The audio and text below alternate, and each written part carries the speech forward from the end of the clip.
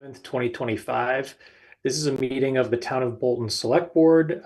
We have a number of items on our agenda this evening.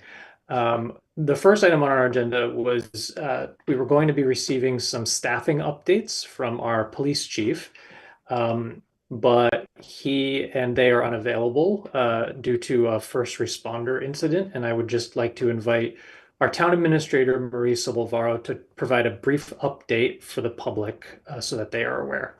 Certainly. There had been an evacuation at Bolton County Manor due to a smell that could be something electrical burning. As far as we know at this point, it is undetermined. There are no injuries, and you've seen the ambulance and first responders staging.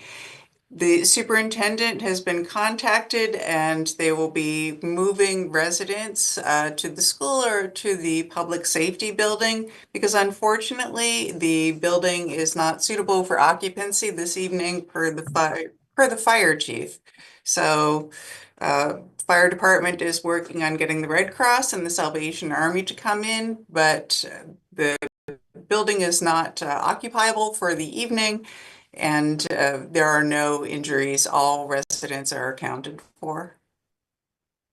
Okay, thank you very much for that update. And of course, thank you to all of the first responders who are on scene right now providing assistance. And we wish all of the residents of the Bolton Manor well. I'm sure this is a big disruption to them in their lives, and we hope it's over as soon as possible and that everybody remains safe. So thank you again. And with that, I'm so grateful that Mary Chumo is here a few minutes early because we can turn right to our next agenda item, which is to get an update from the Public Ways Safety Committee from Mary Chumo and Kathleen Andrews. So Mary, feel free to unmute yourself. I think we may have a slide presentation, so I'll just mention that to Jenny so that you're able to share your screen whenever ready. Yep. Can you hear me? Yes, loud and good. clear. All right. So thank you for having us this evening. So we're here to present a method that our committee has arrived at for measuring thickly settled roads and hopefully receive your endorsement of this method. MGL Chapter 90, Section 1 defines thickly settled, but it doesn't give guidance on how to measure the roads. Mass DOT expects the towns to come up with their own method. It's vague, it's confusing, but I think we can make sense of it. So using GIS mapping tool along with information on Harvard's approach that Marie was able to forward to us, along with some Mass DOT guidance, we came up with this method for measuring roads. I believe you all received the presentation beforehand that you could review. We've been working with Randy on this method, and he believes that it's defensible. Also, Police Chief Hamburger believes the same. So I want to thank Kathleen Andrews, who put together the presentation, and I'm going to turn it over to her now so she can further explain how we came about this method.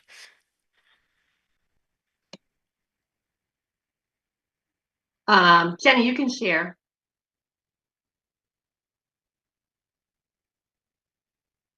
Great.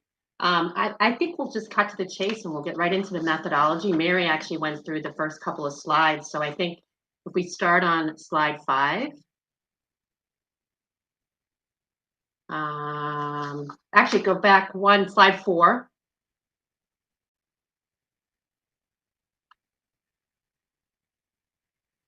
I'm looking at the wrong, measuring Bolton roads. Why don't we go to go to the next slide? Sorry about that. So really what we've done is we've put together the roads in Bolton, and we're taking a look at those roads that would meet the thickly settled definition. We've found there's 75 roads that don't have an existing speed limit. And so what we're doing, as Mary described, is we're taking the Mass Mapper tool. And there's two components of the measurement. There's the distance between the dwellings, and it needs to be less than 200 feet average between dwellings for a quarter mile or more of distance. And so this slide really just goes into like our measuring tool with the Mass Mapper. On the next slide, I took South Bolton Road as our example, starting at 302 and then all the way down through 492, I believe. And really the red line is, you know, between the dwellings are the measurements that we would take. And so I put together a spreadsheet that will compile, and really, again, South Bolton is our example.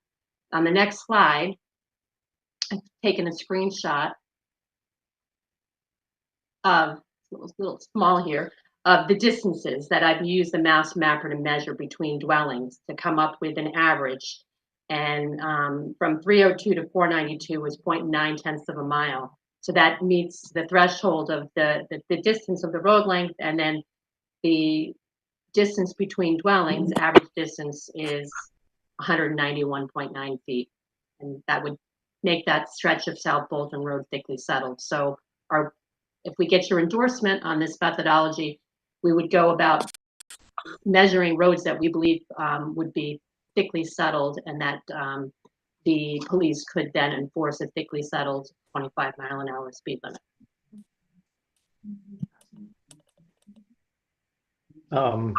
Thank you for this overview. I thought the slides that you had shared in advance were really helpful and interesting. Do any members of the select board have comments or questions about the proposed methodology? No, I understand the methodology, but I do have a question. Not that long ago, thickly settled signs and 25-mile-an-hour speed limits were placed at least perhaps one, maybe two, but at least one stretch of Hudson Road. Was that done with this methodology, or was that done with something else? So I can answer that, Stan. So the town opted in on a townwide basis, and in doing that, signs that were recommended by Mass DOT were posted at all the jurisdictional boundaries, all the entry points into town. So Bolton has 21. We were able to determine 21 entry points into Bolton. So you are going to find one of those signs at each of those entry points. So there's one on Hudson Road coming in from Hudson into Bolton. You will find on Harvard Road coming in from Harvard into Bolton. All at these entry points, you will see these signs. They do not mean that that road is a 25-mile-an-hour thickly settled road. All it means is that we opted in on a townwide basis for roads that we determined that are thickly settled. Hudson Road has posted speed limits, so it wouldn't even qualify for this. This only applies to those roads that do not have posted speed limits that meet the thickly settled requirements. But there are signs on Hudson Road, and when you go into the zone, my car tells me it's 25 miles an hour. So I think That's it's actually seeing it. My car actually sees the speed limit sign and will actually reflect that, when in fact it's just the car doing that. yeah, it's just curious that you know, it was always 40 miles an hour, and it's not thickly settled, and now it's 25. So It it's is kind of still interesting. 40. It is still 40 because that road is previously marked as a 40-mile-an-hour. It's really just notifying that, as Mary said, as on a townwide basis, we've opted in for a 25-mile-an-hour for the designated areas that we're now measuring for thickly settled. And Yeah, but there is a sign that says 25 miles an hour is the speed limit. So is it 40 or is it 25? no, but it does say thickly settled on the. I don't. We don't have a picture of the sign. It does say thickly settled, but there is a 25-mile-an-hour speed limit sign there. I believe the sign underneath says for those designated roadways. It's really confusing, Stan, and it's I know crazy, it is, and yeah, it's and we're doing the best we can to, yeah. let the public know exactly what all of this means? Yeah. All of the towns around us have actually adopted this number of years ago. If you drive 117 from Bolton all the way into Weston, you'll see a sign entering every town from Bolton to Weston. The same sign, 25 mile an hour for thickly settled areas. Okay. Any other questions? Thank you so much. Thank you. So just, I think, just to be clear, I think we're all on board with this proposed methodology. I don't know if you need a, Oh, absolutely. Yeah. It's, I think it's great. I um, We'll appreciate start the measuring. work. so maybe just for the record, would somebody like to make a motion to say that we approve of the proposed methodology from the Public Waste Safety Committee? I will make a motion that we approve the report on methodology for determination of thickly settled zones prepared by the Public Ways Safety Committee. I'll second that. Okay, great. Roll call. Kate, Yes. Stan, Yes. and I'm also a yes. Thank you both so much. Thank you. Have a Thank great you. night. Have a Thank great you. night. Thanks. Bye. Uh-oh, here comes trouble. Nikki McGackey from Bolton Access Television. Hi, Nikki. Hello, how are you guys? Good, how are you? I'm good. Here for my quarterly update. Here for the quarterly. We only see you when you want money. I know. I should just join you guys for fun, shouldn't I? That's what you want to call it. How are things going, just generally? So this last quarter is interesting because this is the first quarter that we have gotten under the new contract. So it's structured slightly differently than our previous than Q3 and before that. So in the past, we had always received our capital money as a lump sum of 12,000 once a year. Now it is getting dispersed each quarter, and it's being calculated a little bit differently. It's I believe $1.07 per subscriber per month. So the breakout is slightly different. So it worked out that we got a little bit less for our franchise fee, but then very slightly more for the capital. So all in all, sort of a wash. But so the quarter, this is for Q4 for 2024.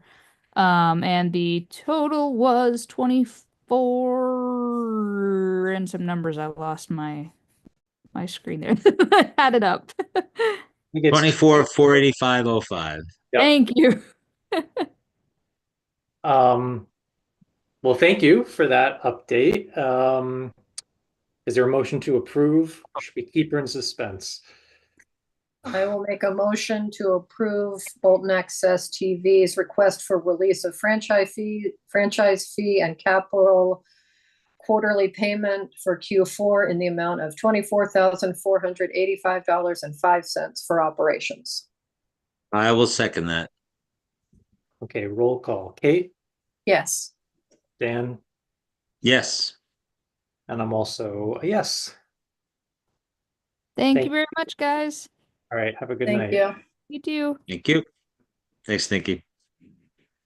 Okay, next up, we have a request from the Bolton Conservation Trust related to a sign permit to place a sign indicating the Metro Fane Zeka Conservation Area. So I will invite Drew Shabbat to speak to this. Hey, Drew, welcome.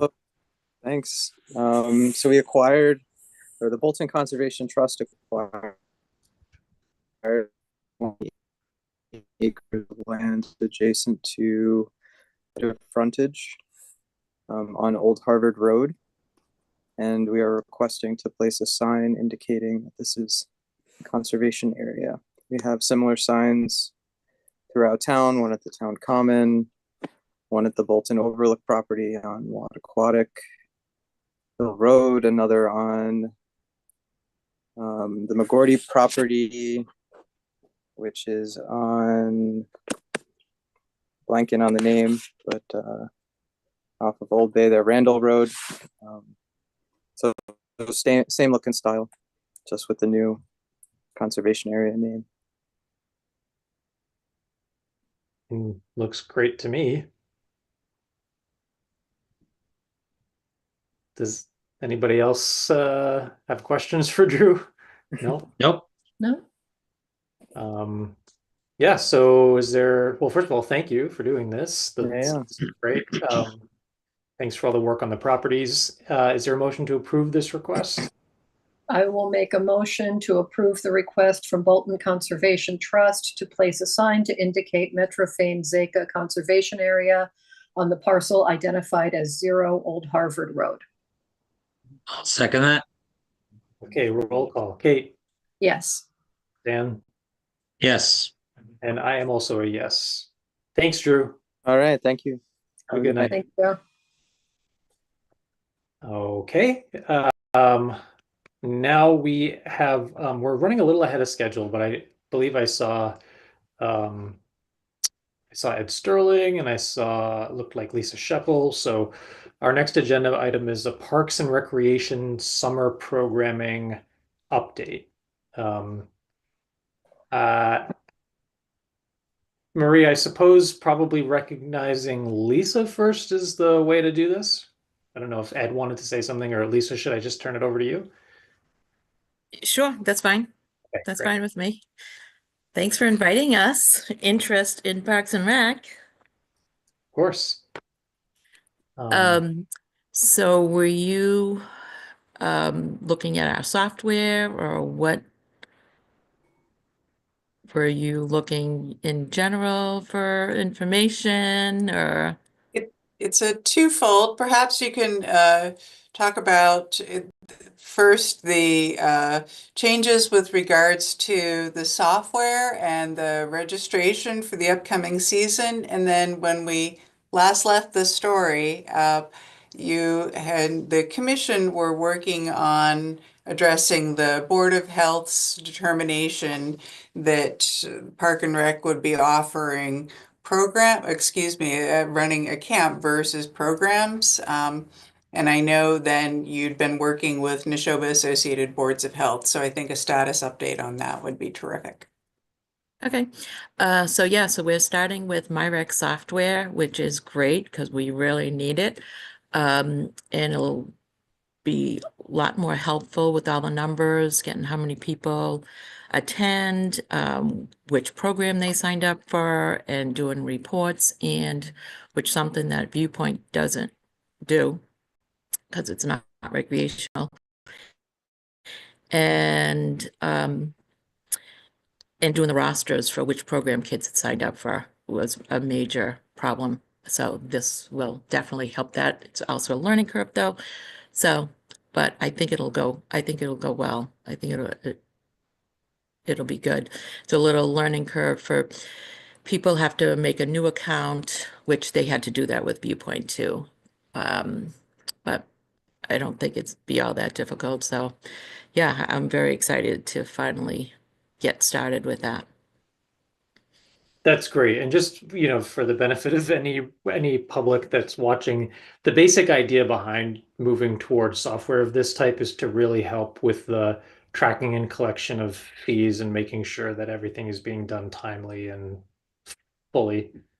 Yeah, and the difference too, thanks for bringing that up. The difference too is with Viewpoint, they could just register. They don't have to pay $1. I couldn't do anything about it. They just put their name up there. We had duplicates. We had people who just signed up a couple times. They couldn't find it. They'd sign up one day and then they couldn't find their old record, so they would just make a new one. But with the recreational one, when they sign up, they have to put some money down. I won't see it. I won't know that they even looked at it unless they put down some money. So we're going to do a deposit that's non-refundable. And so even if they don't come, we don't lose that deposit. So yeah, that'll be a major help this year because I had lots of, last year had lots of people signing up and didn't come. So Yep. Well, that sounds Well, like actually, on that point, Lisa, Yep. why aren't you requiring people to just pay the fee? What's the mechanism? Well, if you move forward with the program this year, what's the mechanism to collect the money, all of the money, before someone actually starts the program, which we had a problem with last year? Yep. So everybody last year paid. All the ones that are open are people who signed up 3 times. You know, the first time they signed up for 8 weeks. They didn't know how to change it, so they just signed up again. The second time they signed up for 6 weeks. And then I have one family, and then they changed it. So it's open. It looks like they registered, but then they signed up again for 5 weeks, and then they paid for the 5 weeks. But the one you see there that's still open is the first one that they signed up for, but it's a duplicate. They have 2 duplicate records. So all the ones for 2024, all the people that registered and came to our programs are all paid. All the ones that are outstanding are all people who didn't come. So what the difference was before was that they said if they didn't come, I could delete their archive it if you the language and viewpoint. But then last year they said, oh no, public record, you can't archive anything, you have to leave it. So that's why we don't see anything open in 2023. But I would just like to delete all those ones that they didn't come, so it's not really open. They don't owe us that money. If you get that. Well, my understanding, and speaking to Marie, I got a slightly different take, that there were some people who attended who actually didn't pay. Is that not the case now? Not for 2024, no. We do have a couple outstanding ones from 2023 and 2000, but 2022 we had 4 people. And truthfully now, don't really remember if they did end up coming or if they didn't. I know 2 of them didn't end up coming. In 2023, we had 7 people. We originally had 9 or 10, and we sent out letters asking them to pay if they came for the program and paid. And we had 3 people respond to that and did pay. And those other ones are outstanding. A couple of them, I did find out that they didn't come. They just signed up and never paid and never came. So yeah, but for 2024, all those ones that are open, they never came, or those are just duplicates, or they didn't come. So nobody owes us anything for 2024. Well, I guess my other question still stands, is that if you're only requiring a deposit, what's the mechanism to get the rest of the money before people So actually attend? yeah, so an easier way this time, like I can get reports and I can send out them an email saying, you're not going to sign up. You're not going to be able to join us if you don't pay this before. We're going to say either a month or 2 weeks before the program, if you don't pay, that don't bother showing up. Or even when they come in that day, if the child shows up, which say you need to pay or you can't stay. It'll be much better reports coming Okay. from the software. That's And if they great. and we have a no cancel policy, so that if they cancel, if they did that registration and they paid $50 or $100, they're going to lose that money. So we don't want them just to register and think that. So that's why we want them to pay something. Yeah. But it can be a lot of money. Some people sign up for 5, 6, like I said, 7 weeks. And I hate to ask for that all up front. They can pay up until 2 weeks before the program. Well, thank you for that overview. It sounds like it's a step in a really Yeah. good direction. So Yes, yeah. appreciate that, and good luck. I know you mentioned the learning curve, but I'm sure you guys will figure it all out. Oh, yeah. So I believe we also were going to get an update on the status of summer programming, which I believe is sort of a combined update from Parks and Rec and Board of Health. Maria, I don't know if you want to add anything more before we transition there. Sure. Following the Board of Health determination, this had been shifted into meeting the requirements for a summer camp that were applicable. I've had conversations with Lisa, who I know has had conversations and is a series of meetings set up with Neshoba. So wondered if you wanted to take it from there. Yep, so there is a lot of paperwork and lots of work changes that need to be done to become a camp. So we're gonna try and do everything that we need to do. And Jim Gareffi is great to work with, and it's due, you have to start in May to apply, put in the application to become a camp. And he said there's a lot. So he said for us to succeed, he is willing to meet with us whenever we need him to start sometime in March, in the middle of March or something, and meet however many times we need to meet to get everything that we need, because there's a lot of work to be done. So yeah, so we're trying. We're gonna do everything we can. With regards, actually, and I think one of the things that had been highlighted was with regards to medical personnel, right? And the requirements on the checklist for that. So I wondered if you just wanted to give the board a brief update. Yep, so I found 2 people, maybe 3, who could handle the job. They have to be some kind of medical degree, nurse, doctor. So I'm just gonna confirm with her one more time, but if we don't use either one of those people, one's from Bolton and one used to live in Bolton, that Jim Gareffi said we can hire somebody who does it for other camps. We can hire somebody through Neshoba Board of Health, a nurse or a doctor, that we just have to pay them. So that's the backup if my 2 don't come through. Okay.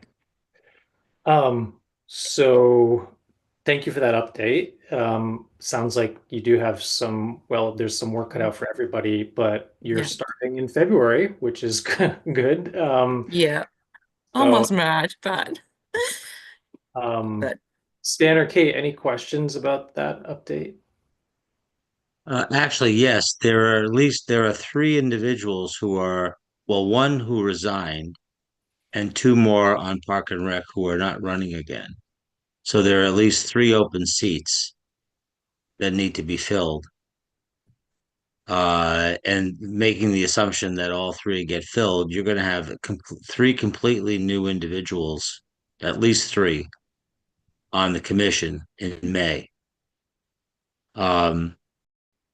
Do you think it's wise to try to embark on doing a camp this coming year, given the fact that you may or may not fill all those slots? And if you don't fill the requisite number of slots, you may not even have a Park and Rec commission. That perhaps going back to something that you were doing either on the Common, or I know there was some discussion about having the Boy Scouts take on much more of a role in providing, what you were providing, at least for this year. So once we moved to the Boy Scout Resolute property, everybody loved it, and they will probably not go back to the town common after going here with the water and that option. Nobody would want, and neither do we. We had no running water. I'm surprised we did as well as we did there. The weather was absolutely awful. We have no building, no place to go, which is when this was offered, which is why we took this offer. And I don't really think we would get anybody to sign up to go back to the town common. And if last year we had a very nice summer, which we were lucky, but you never know what we're going to get with the weather. And it really didn't work out. It was hard to do anything there. We'd be crossing 117 again, which is okay, but so I don't, that is not recommended. And with the Boy Scouts, they wanted us to join, but they run a totally different program than we do, and we couldn't meet. It wouldn't have worked out. We do totally opposite than Boy Scouts. Like ours is more sports, arts, but yeah, it didn't. We did try. We did talk to Ryan about it, but it didn't work out. Kate, what about you? Unfortunately. Any questions or comments for Lisa? No, I mean, I appreciate the work you're taking on to get this done. I think it's a positive step for the town to have it more comprehensively done as a camp. I think that's a step in the right direction, and I applaud you for all the work that you're doing to get Thank that. you. Thanks. Yeah. Thanks. And just I just would like to comment, if I could. Maybe there's a notion that somehow the commissioner. hold on, sorry. Just Sure. identify yourself for the record. Hi, real quick. Ed Sterling, Still River Road, Commissioner on the Parks and Rec. You may be under the assumption that the commissioners do a lot of work and participate in the summer program. That has simply not been the case. I've had to ask numerous people to leave the commission for having done no work whatsoever and even not attend meetings, which is unfortunate. So aside from Erica Mond and myself, we've had very few people lift a hand to do anything on the commission. It's been distressing, to say the least. Erica and I will both be leaving in May, and I don't know who will come after us because it's kind of a thankless position. A lot of work needs to be done. We can't seem to get people paid to do some of the jobs that are required. So there's an expectation that we have to find free labor, to set up the ice rink and clear it, deal with our sandbags, deal with other, issues of the properties. So it's been very frustrating in that way. It'd be wonderful to have, 5 energetic commissioners with sleeves rolled up to do the work, but it's just not going to happen. And so, as I say, with Erica and I leaving, Lisa will be hiring staff for the program. The program will run that way with paid staffers. It's the only way we can really get the work done, frankly. And I did a little free archery for 2 weeks. Erica did some lessons, but there's no compensation there, so it's very difficult to give up your summer without any pay at all. So I don't know what our future is as a commission, but we're committed to get the program going for the residents here, so that they have something nice to deal with in the summer. And other events that we put on, I don't know. It's getting pretty frustrating not having, as I say, people with sleeves rolled up to do the work. It just hasn't happened in a long, long time. Yeah, Ed, I can hear the frustration or maybe disappointment in your voice, and I understand. Yeah. I understand it. But I do want to say thank you, because I know that you and Erica and some other commissioners in the past have really put a lot of sweat equity into these programs. So, and I just to follow up on Stan's comment, which I actually understood, and I thought it was an interesting comment, but I think given that there's some uncertainty about who will actually be on the commission come May, I do think it is reasonable for Lisa to proceed on the basis of what the most recent commission had been aiming for, which was this camp style program. So Yes. If there are new commissioners who wish to reconsider that, or maybe reconsider it for a future year, then that will be up to them. But I think proceeding along the plans that had previously been discussed makes good sense to me. Yes, we will follow the camp regulations that have been asked of us. Yep, by the Board of Health. And when are you planning on getting that finalized? Like I said, based on when Mr. Gareffi does his inspections. We heard from the Boy Scouts that he comes somewhere in June, apparently, and inspects their camp. And it was suggested that the same would be happening here. He'd perhaps inspect Resolute and then come over and see us. Before the inspections, there's a lot of paperwork that you folks need to do. So when are you targeted to get that done? So we are making the programs go live on Monday. We're meeting on Monday and we're getting all our dots our I's and cross our T's. And on Monday, after a meeting, then it's going to go live. And then after that, the programs will go live on Monday, hoping Monday or Tuesday. And then we're going to be starting to work on the process of filling out all the paperwork. Jim said sometime in the middle of March to meet. And that's been underway for months. Okay. I've been working on the checklists and Yeah. writing up drafts for months. Yeah, I already started typing up some things that we need, the handbooks that we need, the student handbooks and the employee handbooks and the parent handbook. We've already typed that up. But we've been working on it. It's just the application, I think, goes in May, I believe. So, Okay. Thank you for taking your time tonight to come here and give us this update. And Thank you. good luck with everything. okay, thank you. Thanks. you. Very good. Good evening. Okay. Night. Okay, next up, we are going to hear from our town planner regarding a review of planning board articles for the annual town meeting. Hi, Pam Harding here. I just, at the last meeting, we gave you a brief summary and Michael Gores joined us tonight, Chair of the Planning Board. We have we have a PowerPoint presentation we'll go through. It provides a little more detail than the summary did, and then we'll discuss any questions and concerns you may have at the end of the presentation. Does that sound reasonable? That sounds great. Yep. Okay. I'll just share the screen.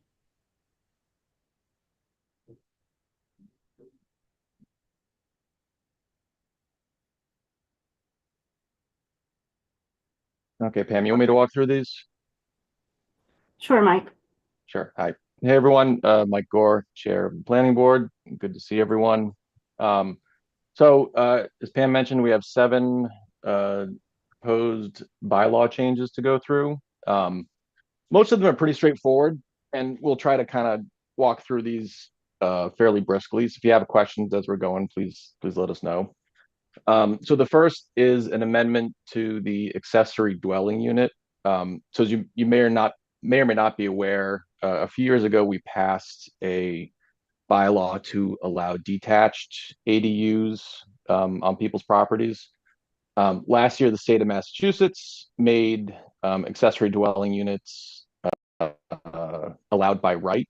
And so this amendment is to bring our existing bylaw into conformance with the new law.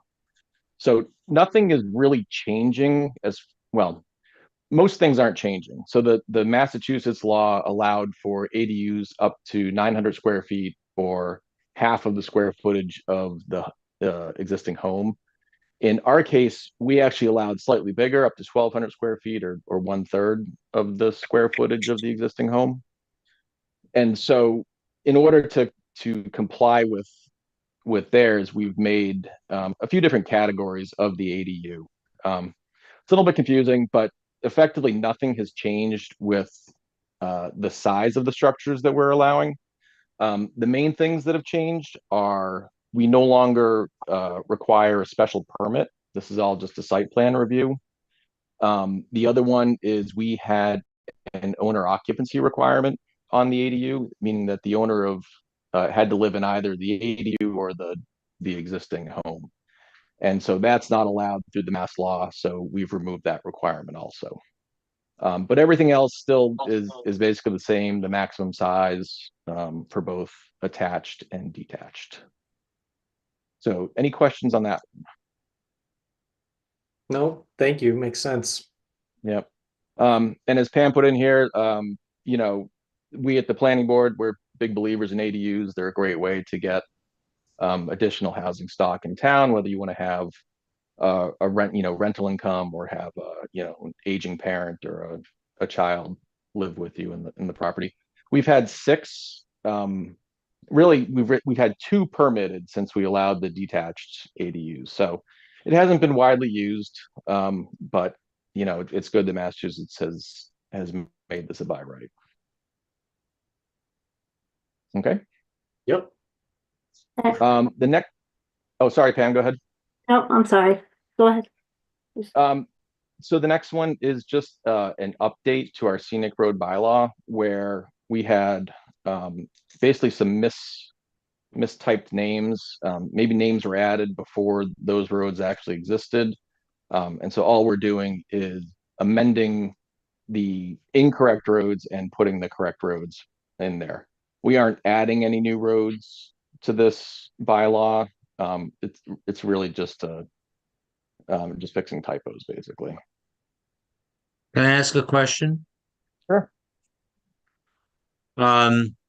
Why we the planning board years ago tried to make this change, and it was because of one individual who was very vocal at town meeting shot it down. But why aren't you making all of the roads follow the standard? I mean, change it from scenic road to something else. But if a developer or an individual wants to remove trees and stone walls from the town right away, why not make it applied to every road in the town of Bolton? I mean, you can argue that one road is more scenic than another, and some of the roads that aren't on the list are scenic as well. So why not just make it apply to every road in the town of Bolton? So I do agree with you that it's strange to me why some roads are included and other ones aren't. In general, I don't love this bylaw. I think it adds a lot of time and delay to people. Our tree warden, I think, does an excellent job of identifying and preserving trees when needed. Developers are typically usually respectful of the stone walls. And this bylaw, kind of forces additional cost and delay in projects. And as I've been on the board, I think 8 years now, I don't remember but a few times that we've had 1 or 2 trees that we didn't agree with the tree warden on. So I am not in favor of doing, from my point of view, of doing this for every road in town. Well, why not? I mean, I mean, look at Meadow Road. I mean, I mean, the people who live on Meadow Road are. I'm not sure whether it's on the list or not. It is. But I mean, well, I mean that was I mean, some people would call that a disaster. But Meadow Road had other issues that weren't related to this per se.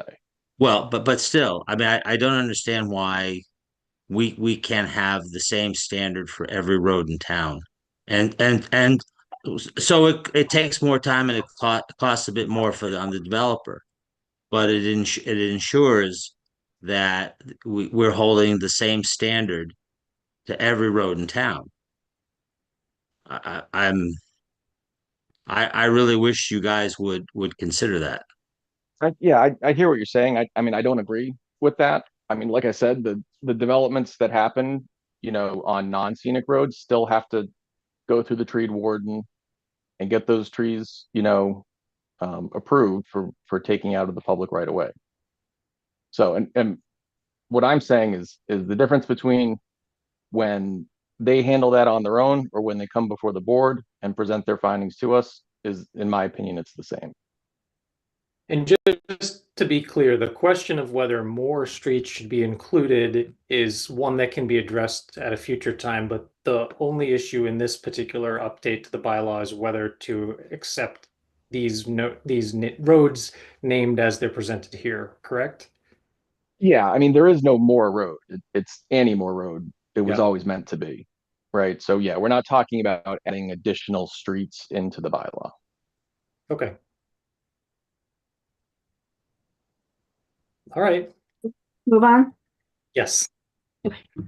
Floodplain. This is updating our FEMA floodplain maps. So standard for every time we have new maps released. From what we've seen on them, there are, no significant changes. Nothing affecting existing homes or properties. So. And there were, we did have to add some things to our bylaw, so we're proposing to delete the existing floodplain district bylaw and replace it with a new one. FEMA came out with some model regulations that are requiring all communities to adopt either in their zoning or town bylaws. Ours is located in the zoning, and those are bulleted on the slide for you. We had to expand upon the purpose, reference the updated maps, as Mike said, and identify specifically an enforcement mechanism for violations, identify the floodplain administrator and their responsibilities. We had to rename that 100-year floodplain reference to 1% of the base flood elevation. And then we had to include some various definitions and provide a provision for recreational vehicles. I just want to make sure I heard correctly, or maybe Mike, you can say it again. Before Pam started talking, you had just finished saying that no existing properties or the homeowners or landowners aren't going to be affected by any of the changes in this updated map. Yeah, that's from what we see on the maps to what exists today. It was, it doesn't look like any major changes on the maps. Okay, so there are no. I'm sorry, Brian. There are no structures within the changed areas. That were added into the revised map locations. So it does change on people's property locations, and they can view that on the maps. We posted them to the bylaw on the website with the proposed amendments. It actually outlines in the red and black hashtags all the areas that were added to the floodplain, and then the green and blue hashtags in the lower right-hand corner you see are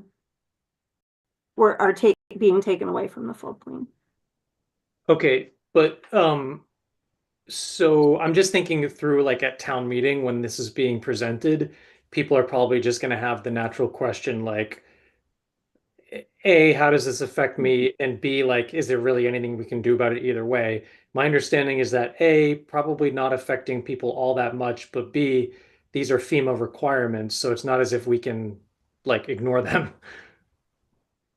That's the maps exactly were, yeah, I'm sorry. The maps are effective whether we adopt them or not. This is the proper way for our bylaw to reference the proposed maps, and just being proactive in referencing the correct material. We don't want to reference outdated maps. Yep. Okay, thank you. Any other questions on that one? No. Okay. Next, we have update to the sign bylaw. So essentially this bylaw allows signs that conform to our bylaws to be granted by the building inspector and not come to you, the select board, for approval. For signs that don't meet the bylaws, they can still come to you to grant waivers. Pam, if you want to put any more color into that. The sign bylaw was pretty vague. It didn't have a lot of design criteria or definitions included in it. So we're proposing to delete the existing sign bylaw and create more specific placement areas where signs can be located, that type of thing. And we expanded upon the definition. We limited one building sign for each use, which isn't currently included. And we limited each lot to one freestanding sign. And then we also created a definition for window signs and limited the window sign coverage that's permitted. And we included criteria, expanded upon the criteria for temporary signage and sandwich boards. So those limitations are clear. And the way it's written right now is if someone complies, they apply for a sign permit, it gets reviewed by the building inspector, And if it satisfies all the criteria, they can get a permit to install their sign. And if it doesn't, or there's questions about the interpretation, they would appear at the select board. So this is basically like, we don't trust the taste level of the select board bylaw. No, it's unusual for everyone who puts up a sign to have to go to a public meeting for review. I'm just Oh. teasing. I'm happy to not have these as an agenda item as long as the criteria are spelled out and everybody's being treated equally. So I think it makes sense. It seems like they were on a lot of your agenda, so this would lighten that load. I don't know if Kate or Stan have any issues with this. Nope. No, I thought it was fine the way it was, but if they want to change it, that's fine too. Trying to help you guys out, give you more time on your agendas. So, okay. And speaking of which, so Pam, the next one. Yeah, it occurred to me, based on what your previous agenda item, that we didn't have anything in our bylaws which allowed for trail signage or identification of public open space areas. So I just added this additional change, which wasn't on the bylaw that was posted on the website. We added it today. So I just wanted to make you aware of that. It allows. Sorry, spell it out again. It allows for what? It allows trailhead signage and open space identification signs to be installed in residential zones. It's not currently permitted. Oh, okay. Wait, so did we go rogue a few minutes ago? Well, it is if they appear before you, because you have the power to waive everything. But now it's specifically laid out, so it would be an allowed sign if it meets the criteria. Okay, great. And then, Mike, do you want to do this site plan? Yeah. So speaking of, taking other things off your plate. So the,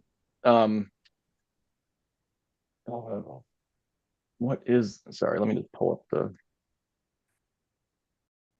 so 250.23, oh yeah, 250.23.f. So, this happened a couple times recently where, for the high school and, for 580 Main Street, the office park, for the work they wanted to do. So our bylaws have them come first to the select board, who will almost always, that I'm aware of, refer it to planning board to do the site plan review. And so this amendment is just to have them come directly to planning board to do site plan review.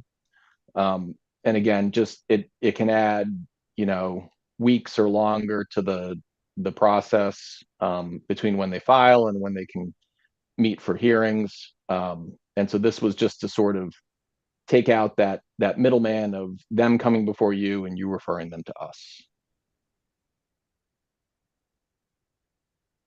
That makes sense to me. Makes all the sense in the world to me.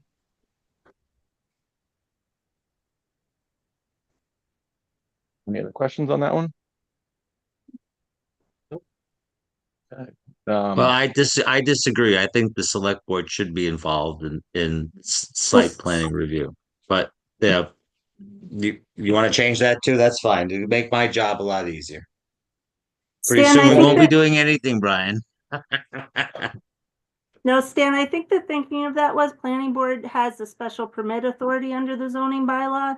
So it made sense to streamline the project and have one board review the project comprehensively. And it is pretty unusual for boards of selectmen to review site plans. It seems more in the wheelhouse of the planning board, and that's what we see in most other communities throughout the Commonwealth.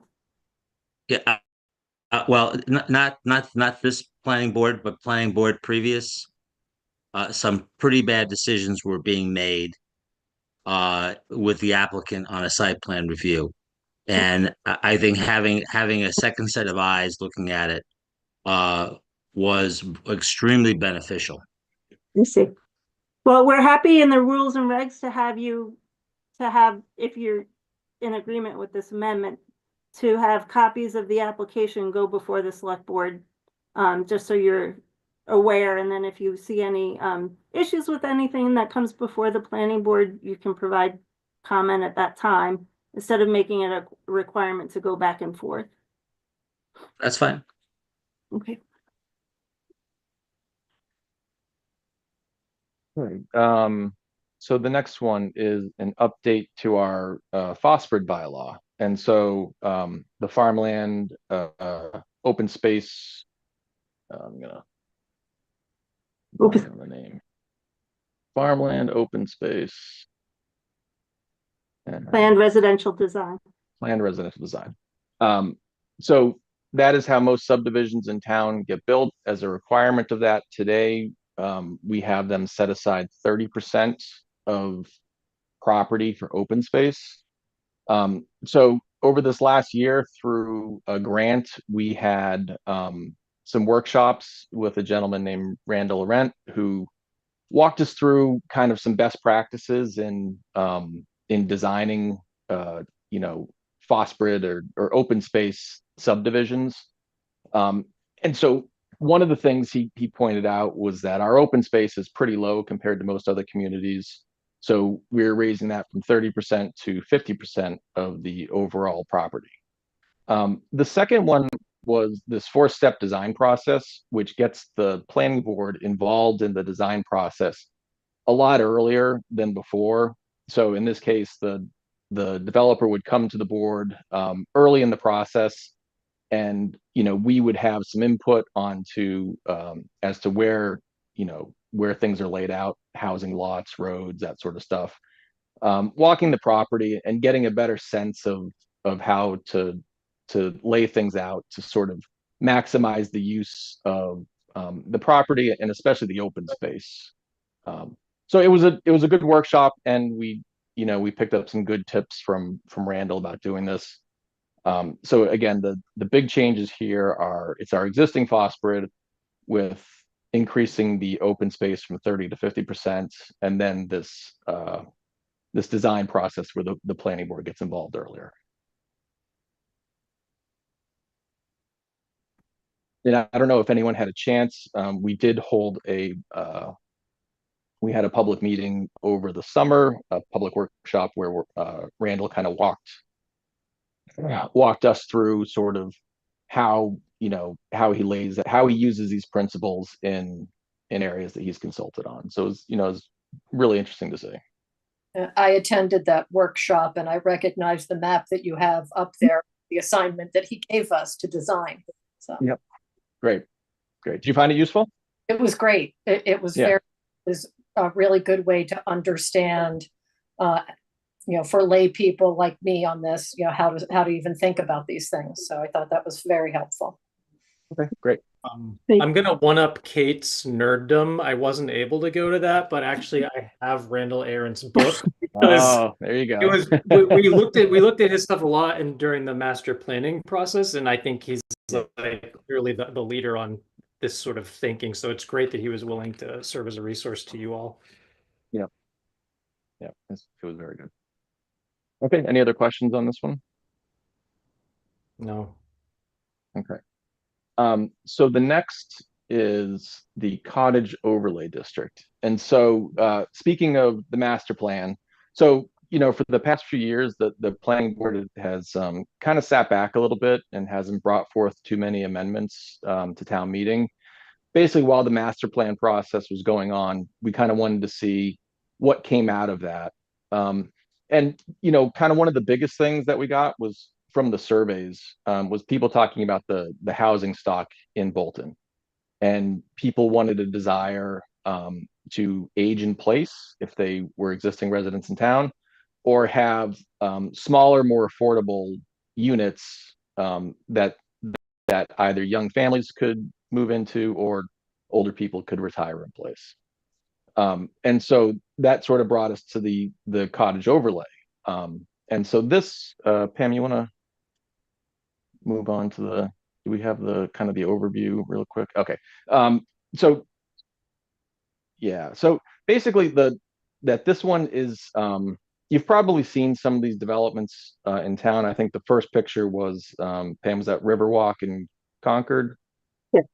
Yes. Yeah. The development on Sugar Road across from Colonial Candies is a typical cottage style development.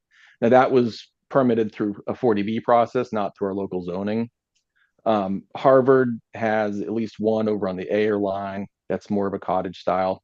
And the purpose of this is to build smaller units, give the developer a little bit of flexibility in how they lay these out. So they could be standalone buildings, they could be up to 4 units combined in one building, anywhere from 1 to 3 bedrooms, but no more than 3 bedrooms. And the big thing is limiting the size to 1,850 square feet. So what we're really trying to do with that is to avoid kind of the typical single family, 2-acre, 3 to 4,000 square foot house that gets mostly built in town. Give people some more options for different housing stock. So let me pause there and just generally overview any questions. I'll wait until Stan and Kate have shared their comments or questions. I think this is great. I think I remember discussion of this years ago. I think it provides wonderful flexibility that Bolton desperately needs. So I'm really glad to see this coming up for vote. I think it's fine. Have you passed this by any developers as to whether it's actually achievable? Oh, go ahead, Pam. We've sent it out. I haven't received any feedback, but we were specifically concerned about Board of Health regulations. So we worked closely with Bill Brookings. He gave us a lot of advice on design criteria and densities that we could utilize that would also satisfy Title V requirements, so that we didn't propose a bylaw that was not feasible. So we thank him a lot for his aid in creating this. Great, that's good. That's good. To that point, that's what we realized. And one of the reasons it's difficult to build kind of this smaller, denser housing in a place like Bolton is because we have no water and we have no sewer. So to go back to Randall Arendt and his proposal, a lot of, he also focused on a lot of cottage style developments. And they're just so much easier to build when you didn't have to deal with private water, private sewer. So, like Pam said, we really kind of wanted to work with Bill Brookings and understand what's feasible. The limiting factors on how big these developments can be really does come down to the septic on them. So, we provided options for within the open space of this that they can have things like leach fields, common water, so things like that. So it's, as Pam said, we really tried to make this be feasible from what can be built. Kind of the question of, is this what developers want to build right now? I can't, we can't answer that, fully, but I will say we see this kind of housing be built in other towns, and it does, it sells very quickly. Like I said, this one in Harvard over by the Ayer line, and they're nice houses. They give a nice community feel, and you can just sort of do a lot more with them than your traditional single family house. Are you referring to the one that's just before in Harvard, just before the traffic circle where The Rotary, yeah. Ford dealer is? Yes, that one. Okay. Mike or Pam, could you say a little bit about the level of support within the planning board for this bylaw? Was it like a unanimous thing? Was it? Yeah, 100%. I mean, as my focus as chair has really been on to, how do we get some more, housing affordability in town? As everyone knows, the cost of housing in town has skyrocketed. Yeah, I think Pam went past it, but 700 something thousand is the average. We are, we're pricing out younger families with this. Years ago, kind of when we looked at the cottage overlay stuff, we we were thinking about focusing on 55 plus communities because we know those are beneficial for the town as far as taxes go. But really, kind of more what the cottage bylaw is trying to do is get diversity in housing stock, more affordability, and then also giving developers options in how they sort of build these things, so it's not just kind of cookie cutter. But to just answer your question, yes, the board has been very in favor of this type of development. Great. Well, I hope we're successful at town meeting. And to that point, so Pam, I forget when this changed, but so any bylaw that increases housing availability or affects housing availability, it now requires only a 50% majority. So it's no longer a 2/3 majority required for these types of changes. So Phosphrid and cottage overlay, the ADU. And the ADU both fall into the 50% requirement. Okay. Great. That was your final one, correct? Yep. Well, thanks for putting together the slides. I think this is super clear. Are you going to do something similar at town meeting, basically? Definitely. Yeah, we'll try to keep the number of slides to a minimum. Hopefully, have some bullet points, and especially when it comes to the cottage overlays, having pictures of existing developments that we sort of envision for how people could use this bylaw. Okay, that sounds great. Thanks for all the work that went into this. You're welcome. All right. I just Any wanted other to questions? point out we have a hearing scheduled for March 12th. So if you review the bylaws in greater detail and have any comments, feel free to pass them along to either myself or through Marie, or just attend the meeting if you'd like. So I just wanted to share that. Thank you. Appreciate it. All right. Well, enjoy the rest of your evening, and thanks again for your time. Thank you. Okay. We appreciate Thanks, it. Thanks. Have a good night. You too. Okay. Well, now the next item on our agenda, recently added, just regularly recurring spot for public comment. If any members of the public have anything that they wish to comment upon, you can raise your hand using the Zoom function, and I can call on you. And if not, then we will move right into our next agenda item, which is a town administrator report, including a capital plan discussion. So I'm not seeing anybody with public comment at the moment. So Marie, I think we can turn things over to you.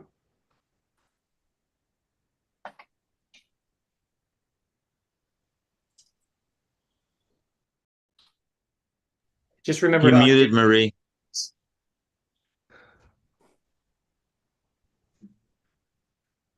You're still muted, Marie. The problem with share is I can't see where the mute button is, but we're better. We're going on. All right. The project staffing financial is more glum actually this week. With regards to 580 Main Street, the project on-site construction supervisor has been incredibly gracious and very supportive of Lisa and Heather and their programs. They've struggled a lot with the winter parking, plowing, and space designation, but it hasn't been in effect, the responsibility or the fault of the Wood Partners project. They're actually going above and beyond, getting signage indicating where there is COA parking. But let's all hope that we're not going to be having many more snow days. Additionally, though, with the assistance of Pam, I'm trying to internally craft a first pass impact study. This, for the comprehensive permit, was not something that was required until the project was nearing completion, but we do need to start doing some forward planning in terms of the impact on town resources. The saddest news is that the Derby Field project, as I'd mentioned last time, required additional funding. The state has regretfully relayed that there are no additional state monies available. The responsive and responsible bidders were alerted, as were individuals at Park and Rec who had supported the project both financially and with their time, as well as the school. Rebecca is undaunted. The conservation agent, Rebecca, is undaunted. She will be submitting a downsized project for the April 2025 MVP funding round. I just wanted to highlight, I know, and we're not approaching this year, but I know in the past, the Community Preservation Act has been cited as something the town wanted to pursue, and it showed up in the master plan multiple times. But I think it can be hard to say this is a tangible thing that could be funded with CPA. The Derby Field project was sort of a slam dunk for MVP, excuse me, for CPA funding. The Route 117 culvert, the preliminary engineering continues, and likewise next week there will be a kickoff meeting for the Forbush Mill Road stream crossing improvements. In terms of monitoring the construction software site and conferring with Randy, we still do not have a construction schedule for the roundabout. Again, as soon as we get it, it will be shared with the select board as well as school representatives so that they can get that out on their network. Additional conversations regarding the 550,000 cost for the town hall egress with the Mass Commission on Disability were a little disheartening. They'd suggested, though, if the town were interested to pursue forming a commission on disability, I provided a link for the board. Bolton has approximately 4.9% of residents registering as having a disability. It's a cool committee, and likewise on the financial side, should the town wish to form the committee and take the second step, the committee is permitted to give tickets for private property that is publicly accessible for violations of handicap parking. So, an interesting thing. For Sawyer egress, I've met both with the public safety chiefs and the Neshoba regional admin, and will be filing the state contract documents.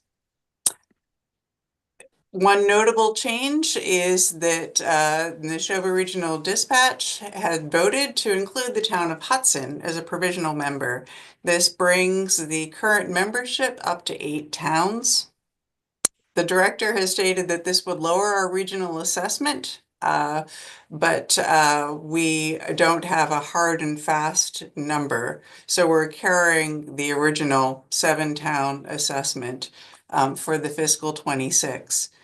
One interesting thing in going back and looking at the 2004 town report, because I'm trying to understand what happened during Bolton's last successful override, was that out of all of the costs, everything has gone up. Everything, not surprisingly, with the exception of the cost of providing dispatch. Yeah, so, dispatch today costs less than dispatch in 2004. That's a nice thing Yeah, to hear, which is Mary. just an interesting thing. The accountant and treasurer collector embarked on day 1 today of this Department of Revenue training that will assist them engaging in financial forecasting using the town's own past data at the DOR site, and they've been given homework and the like to do. It's an arduous thing, but I look forward to their expertise benefiting all of us. Incidentally, Representative Kate Hogan will be at the Bolton Public Library tomorrow at noon to 1. And I am encouraging folks who are appreciating having the remote Zoom meetings to make your voices known. I'd signed on behalf of the town supporting an extension of remote meetings. At present, though, there has been no change. So all of this is valid only through the end of March. Police Department, as you know, continues its ongoing recruitment. I also wanted to highlight congratulations to our DPW employee, Jim Penny, who'll be celebrating 15 years of service with the town in early March. Congratulations. And the most minor, because I know that capital items and the budget will be a topic of discussion later in the meeting.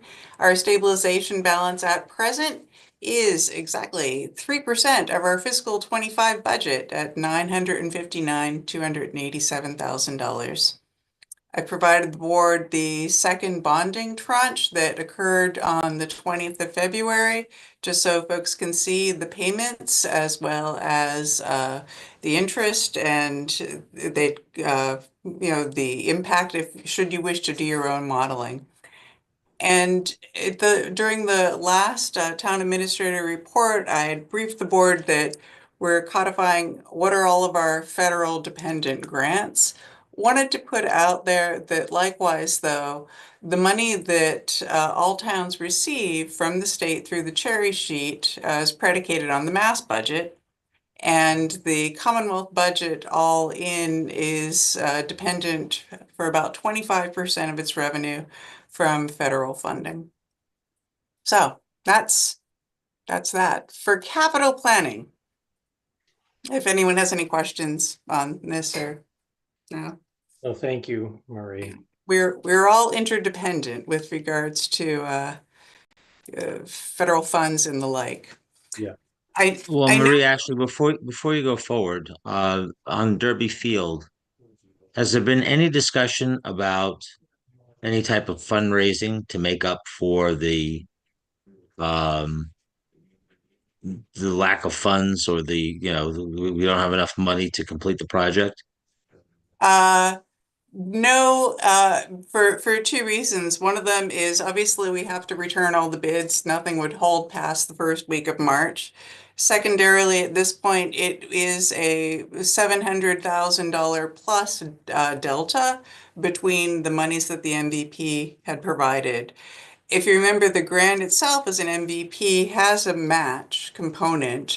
We'd been matching in kind in hours, but for engaging in a wide-scale fundraising for over $500,000 at present prices, which likewise would or likely would escalate in the future, no.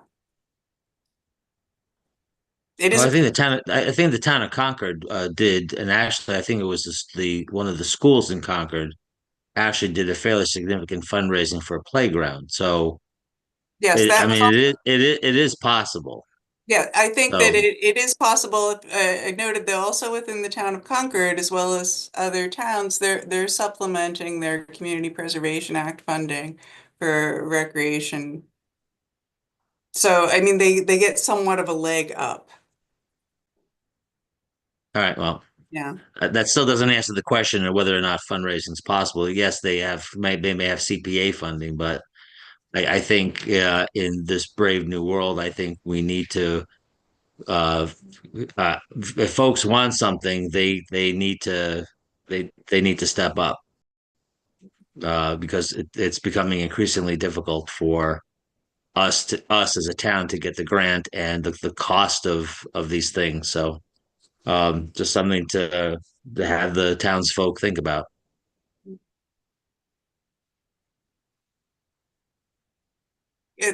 Completely valid point. So are you ready for the excitement of capital? Yes. Sure. It's a much pared down list. All right. It is, in effect, the similar list that you had seen previously. It's the big, long enchilada, where prior to this, when I last presented, there were multiple projects highlighted in dark green with numbers next to them and the like. At this point, if I look at the budget as, in effect, cooking a multi-course meal, I want to be mindful of that other pot on the back burner, our stabilization account, the town savings account. In lieu of a lot of uncertainty, as well as the financial policy of keeping our stabilization balance at 3%, I'm only recommending the most minimal of capital projects. There's the sander conversion for the fire department chassis, which would be up to $11,000. The actual cost for a new sander itself would be $22,000, ergo it's a savings. The second project would be a consolidation of some of the outstanding wastewater treatment facility articles and applying $10,000 of free cash. If you remember, this is our regulatory requirement that needs to be completed by the end of next calendar year. I want to keep this in the forefront. So that's the two town-oriented articles that I'm recommending, and the final being the Riello boiler. In fact, the boiler that we are paying for, sort of like a layaway. I'm recommending that we expend $81,892. The reason I'm doing this, again, back to my earlier comments and wanting to keep an eye on our stabilization balance, but I do believe we need to accelerate our stabilization payment. We'd currently slated that we would be in year 2 of a 3-year repayment of $115,000 last year, $115,000 this year, $115,000 next year. If you stand back and look at the difference between the budget of fiscal 25 and fiscal 26, and we've all heard the school operating assessment increase as well as the health insurance increase, net fiscal 25 to fiscal 26 is about an 8% increase. So it reminds me, if nothing else, is like credit card debt, where, okay, but we need to get 3% of this number, but this number keeps growing. Okay, so we need to put more money against it. I do believe that that maneuver of accelerating our repayment is advisable in this time of financial uncertainty. All of the indicators that I'm seeing are that communities are uncertain of the future, and ergo they are, banking cash or trying to prop up their reserves. So that's my capital, which is sort of a capital and segue into budget. Thank you. I mean, it continues to be a grim picture, but I think the recommendations that you're making are probably the bare minimum that we can afford.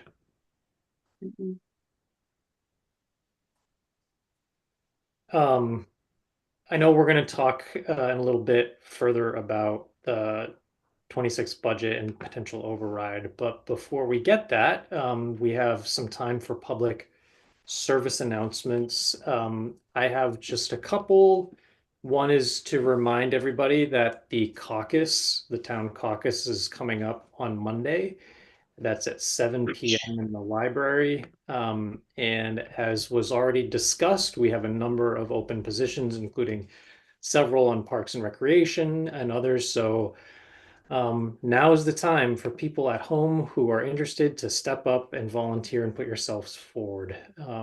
So that's one announcement. And then the other one was that I just wanted to flag that Bolton Access TV had invited Marie and myself to just speak in a little bit more detail about the potential overrides, so that people that don't tune into all of our meetings might just have an understanding of the basics of what is an override and what's involved. So we will be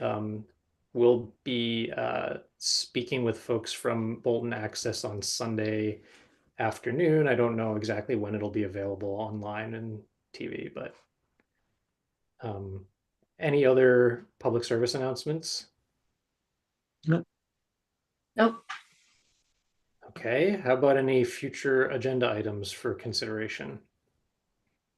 I would actually like to have Chief Legendre come back in.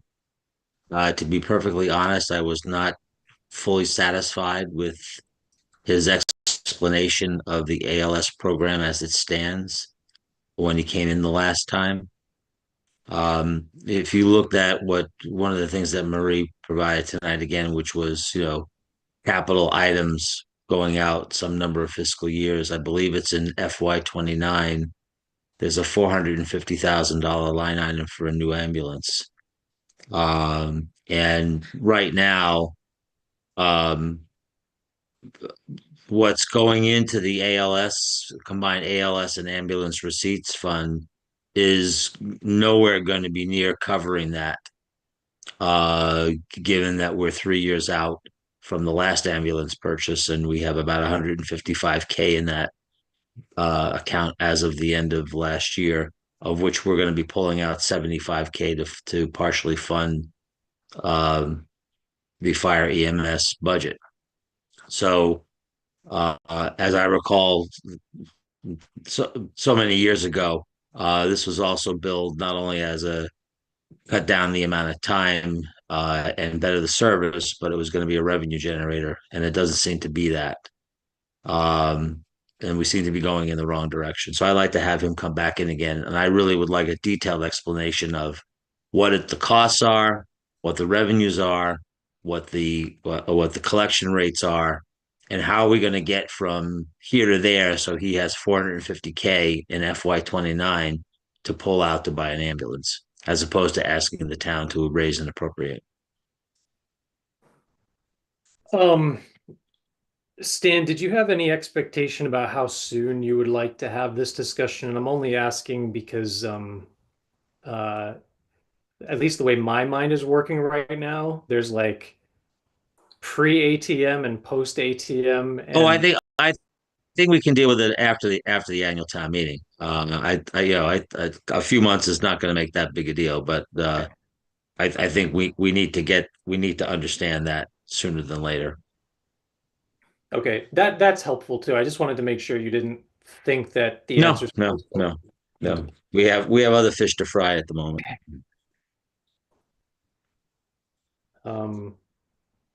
Okay. Thank you for that. Back to you, Marie, for I believe budget. Jenny has her hand Oh, I'm raised. so sorry. I can't even see that. Wait, That's Jenny. okay. Go ahead, Jenny. So I did a info session with a company that does AI minutes for municipalities last week. And I tested out an old set of minutes that I had done and ran it through this program just to see if it could possibly do a decent enough job to pass muster. And I was actually fairly impressed. So I would love to have permission to do the minutes from this meeting tonight in this software, since we do have 7 days remaining on our free trial. And then maybe at our next meeting, I could just disperse them to you, and at your next meeting, you can have a discussion to see if you think that they would be adequate. It would be Sure. a great efficiency, I think. And it would free me up to do other things and hopefully get fewer gray hairs. Sure, that's love great that idea. I love that idea. Thank you, Jenny. Yeah. Okay, back over to you, Marie. Okay, is this regarding the, are we on the fines and fees update? No, we're on the discussion of the FY26 budget. Nice Oh. try, though. Nice I try. was trying that. I was trying that in a big way. For the FY26 budget, at this point, as I had mentioned in my last update, I'd gone through our projected revenues with the accountant. Some of our revenues were adjusted downward within the local receipt side to be more reflective of the reality that we're seeing on the ground. Some of the expenses had likewise been adjusted in the upwards direction. So the 4.84 of our health insurance increase. Advisory will be meeting in April, they'll be meeting in April, but they'll be meeting in March. So after they've gone through all the budgets to make a determination if, the budget should be reduced or if folks had any further questions. I expect only the most minor movements in that regard. What we are looking at, as we are not applying free cash, but trying to ensure our stabilization reserves can get us through any changes in this very uncertain fiscal climate, is an estimated override required to balance the budget of $1,975,000. I wanted to get the board's insight on that. One simple rule of thumb is that for each $100,000 that's raised from the tax levy, that has an impact of about $49 on the average household. I know the board had tacitly agreed that they would support an override, but the override dollar amount was not yet determined. In going through the monies that are the increases in expenses that were required to meet override or no override, and this includes the increase in the Neshoba operating assessment, the increase in the Minuteman school assessment, as well as the increase in our pension. We are in effect on the hook for $1.2 million of an increase next year that we have no ability to negotiate and technically no ability to change.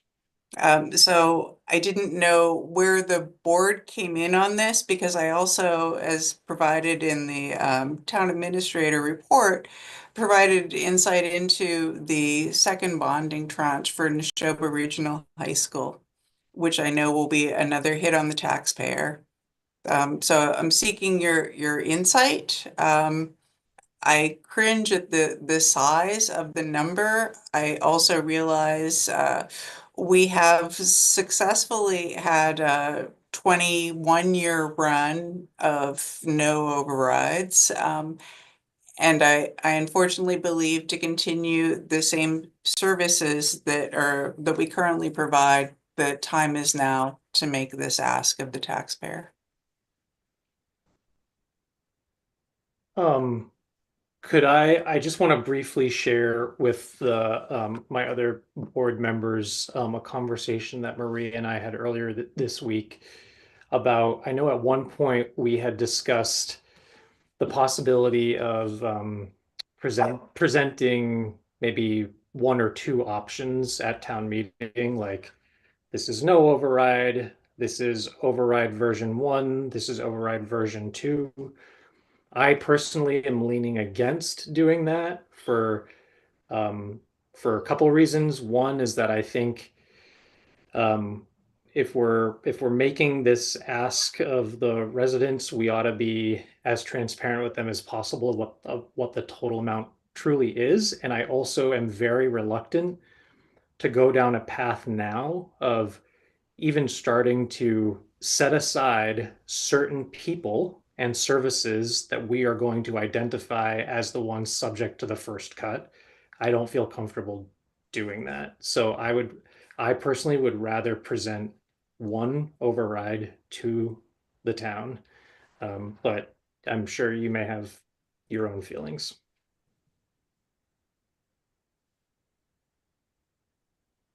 Well, number one, Brian, to present a scenario of which there's no override, that essentially means we need to cut 20% out of the town's budget. That's doesn't make any sense at all. And I think if we're going to present something, we present this is what we believe is our best cut of it, and not give people options. You'll have a free for all. So I'm in favor of one. Now the 1.975 million, is that making the assumption that we are not cutting hours? We're not taking hours from the library. We're not cutting the transfer station, or we're not cutting hours from the It is the same level. It is the same level of service delivery as at present. Okay. And also, if we do this override now, because I know there was some discussion at the 3-town meeting we had a bit earlier that Lancaster did whatever planning for whatever number they came up with override to quote unquote carry them through. Is this a number that carries us through, or are we going to be in the same boat next year? Because remember, stabilization is for unforeseen. So most everything that happens next year will not be unforeseen. So we won't be able to touch that. I'm gonna hold you to that of no surprises at all next year. But I believe it will. And the reason that I have a caveat and caution is I'm trying to create my own impact study from the development that is currently going in. I, have asked Pam for MAPC oriented ratios. The comprehensive permit that was approved allows the developer to perform an impact study for demand on town services right prior to the final certificate of occupancy. But so with the sort of cloud around the development at 580 Main, I believe that the 1.9 million with other financial belt tightening henceforth would carry the town through. And of the 1.975 million, what percentage of that is coming from the requirements of the district, the school district, between the school, the new high school, and the assessment? For the debt assessment, the debt assessment is not incorporated in the 1.9. All right, so so on top of that, then there's going to be. Yes, there is no decision though for the debt assessment. The $1 million is of the 1.9. 946 is the Neshoba Regional. 162 is Minuteman. So it's an easy, it's not exactly, it's either exactly $1 million, a little over, a little under. This is my generally right math. And what does this translate? Well, you gave a number earlier, but assuming we pass this and with everything loaded, what are we talking about of a tax increase to the average? For the average household, it would be approximately $800. I think it was It's just the operating override. Yeah. No. All in. I mean that the $800 is for the override. What about for everything else? It'd be approximately 16. Let me double check. Right, talk Okay. among yourselves. Yeah. And I'd just like to be clear, because I had this conversation with Marie as I'm getting my footing on the board and understanding everything, that this is taxes that are going to hit people next February 1st. We have not seen the big increase from the new bond on the high school. That comes next February 1st. The only school debt that we've seen is the small 30 million, right, Marie? The first Right. tranche of bonding. So if taxes went up this February 1st, it was only on that small initial bonding. Next February 1st is the big hit on the high school. And then we will be asking for an override of $2 million, which is going to be an additional, I think probably closer to $900 for the average household. I think it's more than $800. So next February's tax bill is going to be heavy. But these are the services that the people in Bolton have asked for, that the people in Bolton expect. It pays for the library, it pays for Parks and Rec, it pays for our Council on Aging. And it pays for all of our emergency services, which, that's not something we can cut. It's not something I'd ever support cutting. But the people that I talk to, I'm not hearing anybody saying, I'd rather close the library. I'm not hearing that. I'm not. So, I just want people to understand that come next February, there's going to be a huge increase in your tax bill just based on the high school, which we voted for 90 some odd %. And in order to maintain the same level of services, we are going to need to ask for almost $2 million in an override. I'm not disagreeing with any of that, Kate. One way I will disagree with 90% of the voters in this town did not vote for the high school. When you knock it out for all three towns, I think it was like 11% of the voters of the people who voted. So it didn't have a landslide approval as some people might have indicated, but it is what it is, and I agree with you. Um, we're in this situation, and I don't advocate cutting any services. I mean, we're already at the minimum that we can. But that doesn't make it any better. I don't think the voters really understand what we've all gotten ourselves into until they actually start having to pay the bills. And then you'll hear it, because it's an abstract number now. We really haven't uh, blatantly told people what the impact is. And the bonding for the school isn't over. There's still more that they have to do. So there are going to be continued increases every February for a while. So So just because I am a big fan of clarity, I think it's important that all three of us sound like we are aligned, that at town meeting, we are going to present this override in unity. I do think I will just say, I do think it's really important that that the three of us are aligned, because my sense over the past couple days is that the likelihood that either one of the other member towns of the district voting down their budget is actually quite low, because the Lancaster and Stowe, I think, happen to be in a position where they can make do.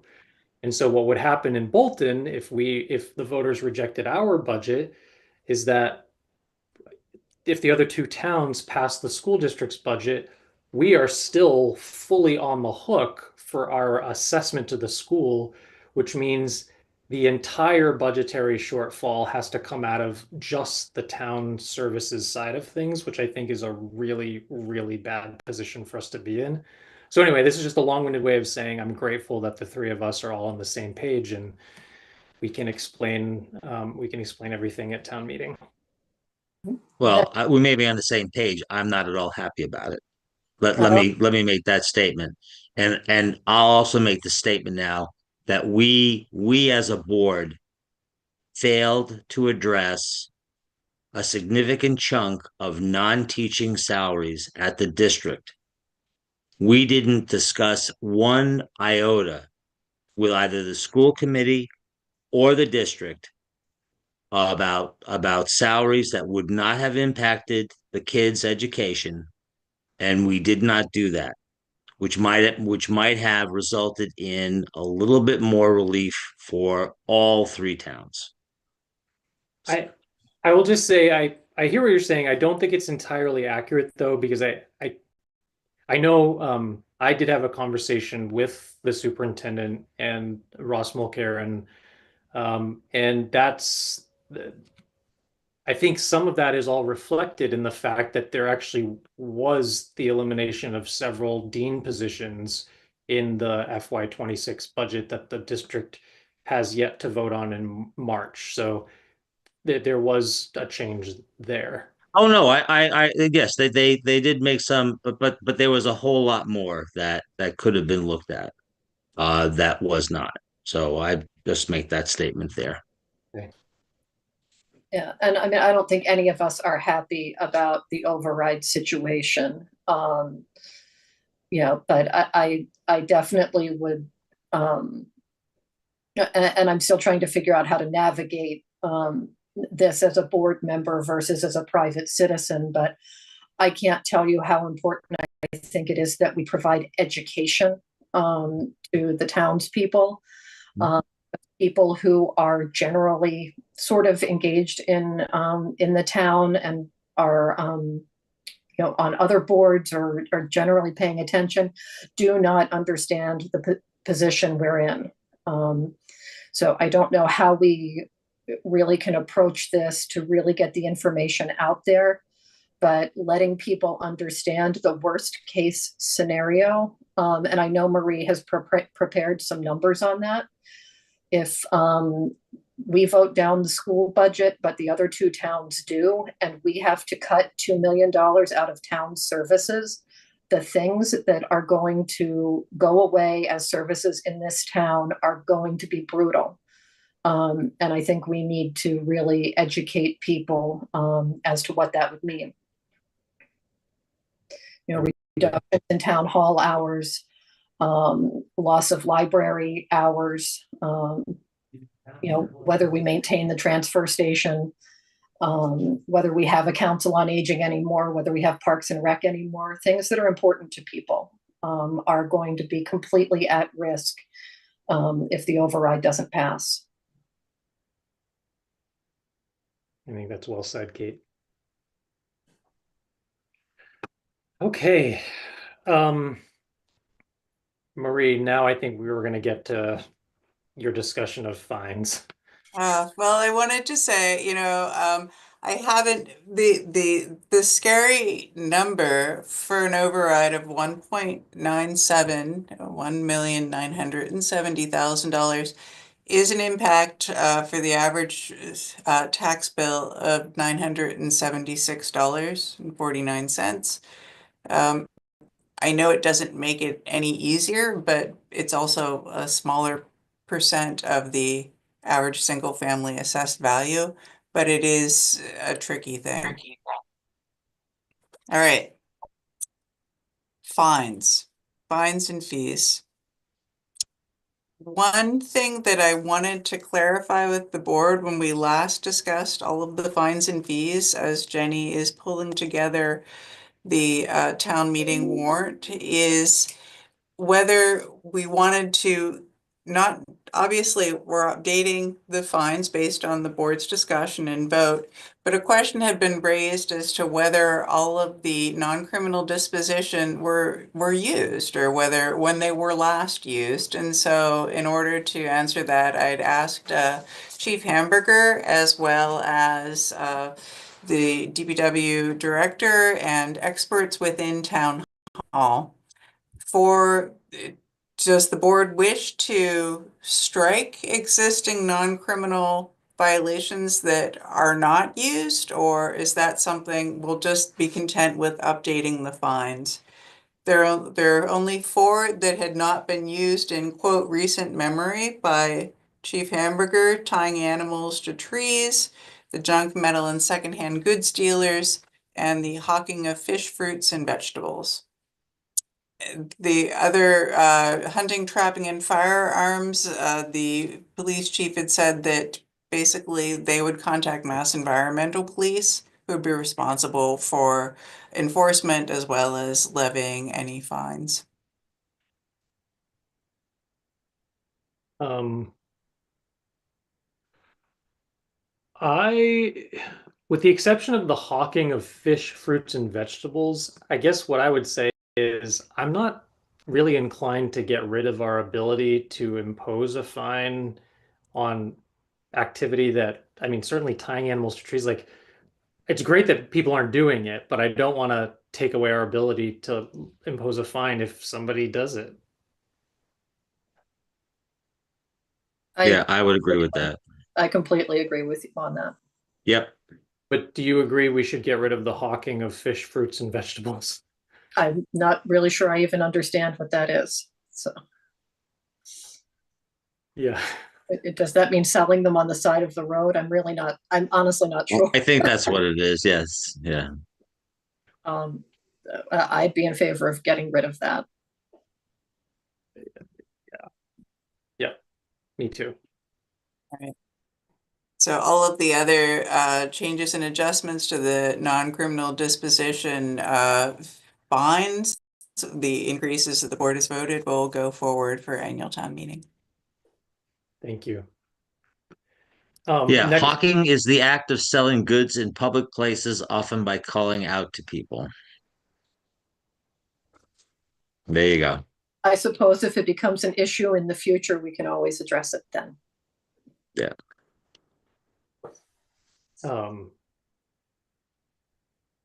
Yeah, I'm actually thinking Backyard boating's gonna get crazy. Yeah, well, I mean, there kind of is like hawking to a certain extent, although I don't know, nobody's yelling out, but there's definitely, anyway, I'm fine with it. Fine. Next up, we have discussion and possible vote on changes to the transfer station. Is that right?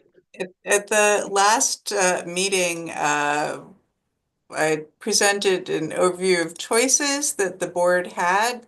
There was a question, though, as to what the board wished to adopt and when the board wished to adopt it. There are multiple variations, but I believe the text that you see on the right, which is the same as was presented at the last meeting, of adjusting the bag and having a two-tier sticker with the discounted senior sticker starts putting the transfer station operations on the right path. I just want to be clear that this would be an annual sticker fee, Marie, is that right? Yes. Well, I think all three of us are very interested in trying to reduce the taxpayer subsidy as relatively as quickly as possible. But I'm genuinely curious to know what you both think about what we ought to be doing and in what time frame. I think that it should be revenue neutral. I'm in favor of the elimination of the taxpayer subsidy entirely. I don't think that the fees are unreasonable. You know, I'm a frequent user of the dump. That's, you know, I don't think it's unreasonable to pay $5 to get rid of a large bag of trash.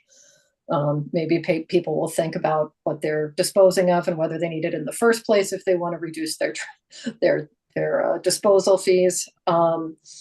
Yeah, and I don't know what the time frame for implementation would be from the DPW director's perspective, but I would think the sooner the better. I mean, if we could do it for July 1st, that would be great with me.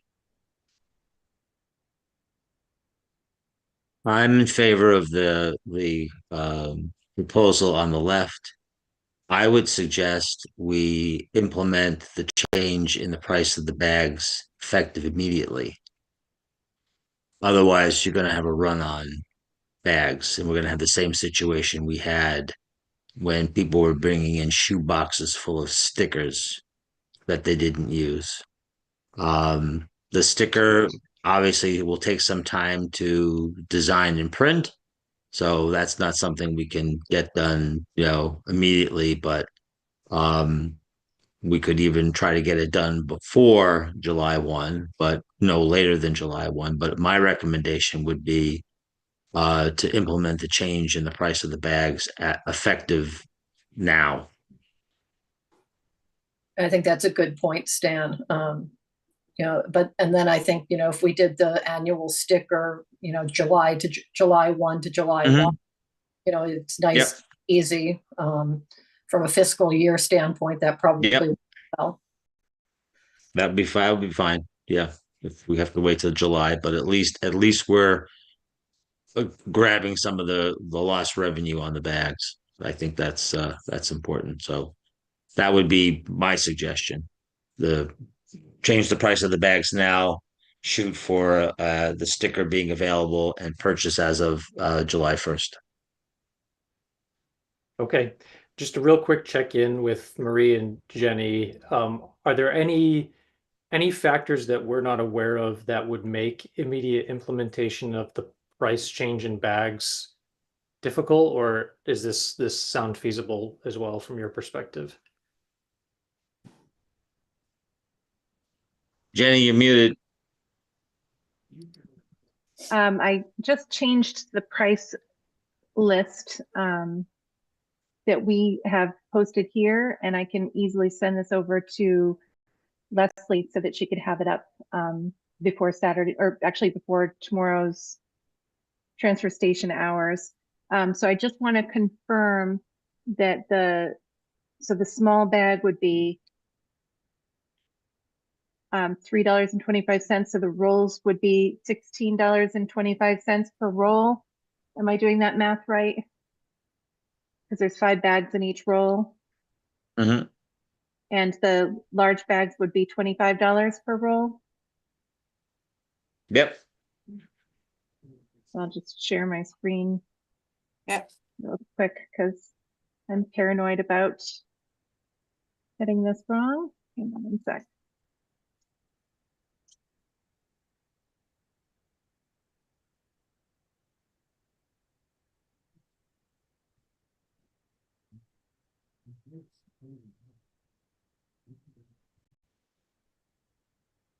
Okay. Mm-hmm. I Actually, is that right? Well, Jenny, while you're looking at it, I just wanted, it looks like Chris Demers has a hand up. Mm-hmm. Yeah, hi. Just a quick question. How is the senior discount impacted in this scenario? Are you able to show that again, Marie? Yep. It is. All right, sorry, I'm not as facile as the amazing Jenny with the sharing screen.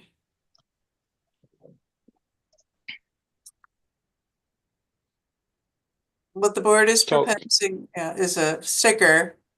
There's a 2-tier with a senior discounted sticker. Okay, I'm trying to read this. So a senior would pay $60 annually. And Well, how much do you pay for the bags? And the board has just discussed the large being $5 per bag, the small being $3.25 per bag. Okay, so it was to the point 3. It says adjust or remove the. Oh, these are just strategies. Yeah, it seems the board is. So the board is suggesting to remove the senior discount, so everybody will pay for a bag. You won't get seniors get a bag subsidy, as you know. So that's going to be eliminated. Correct. Okay, that's it. I just didn't know what was decided on point 3. I'm good.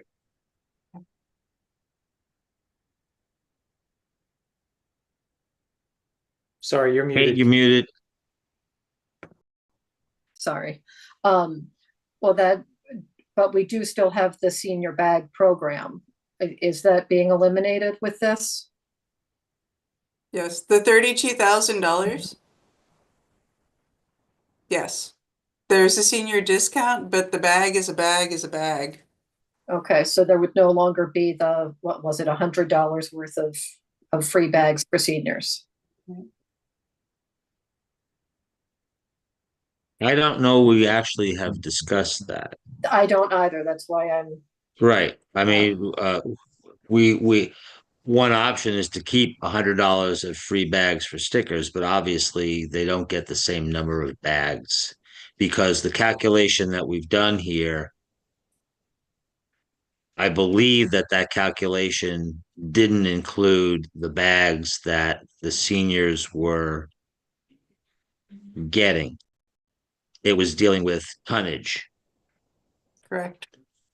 So the price of the bags based on tonnage resulted in those numbers, if I'm not correct. But obviously we have time to do that because the senior discount or free bag option is something that is fiscal year to fiscal year. So we have an opportunity to look at that again to see whether or not. Now, if we keep it at $100 of free bags, obviously it's less bags.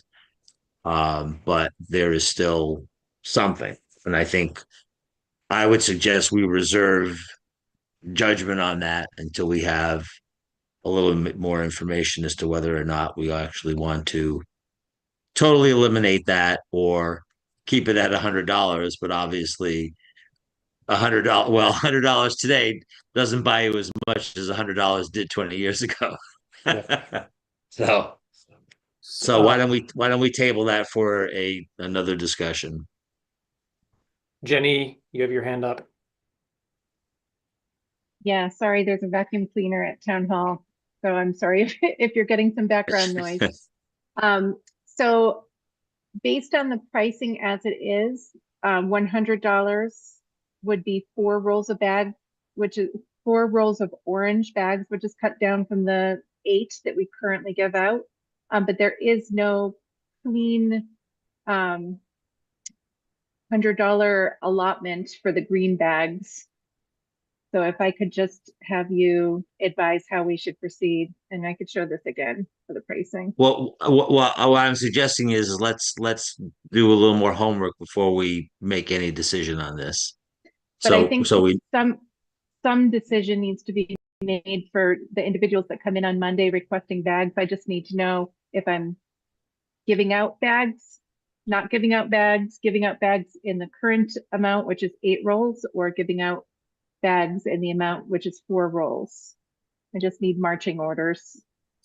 Oh, well, are these for folks who have yet to get their allotment for the current fiscal year? Correct.